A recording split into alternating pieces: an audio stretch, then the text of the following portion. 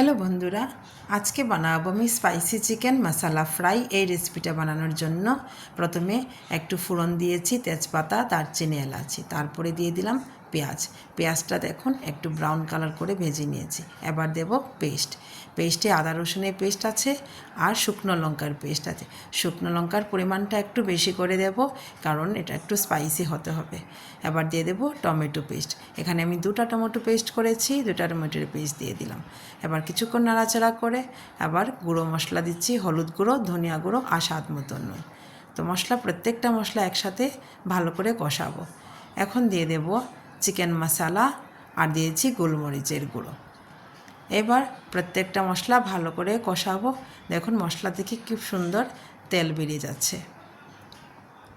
এখন আমার মশলাটা ভাজা হয়ে গেছে। এখানে 2টা রসুন দিচ্ছি আর দিচ্ছি মাংস। তো মাংসটা আগের থেকেই আমি ম্যারিনেট করে রাখি নাই, এখানে কড়াইতেই মশলার সাথে একসাথে ভেজে নেব।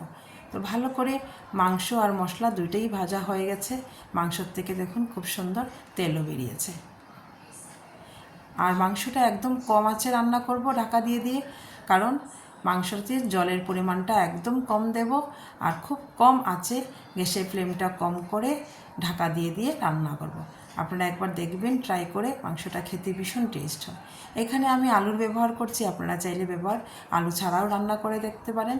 আমি এখানে আলু আগের থেকেই সিদ্ধ করে ভেজে রেখে দিয়েছিলাম, আর এখানে আলুটা দিয়ে দিয়েছি। তো আলু আর মাংস দুটো একসাথেই সিদ্ধ হয়ে যাচ্ছে।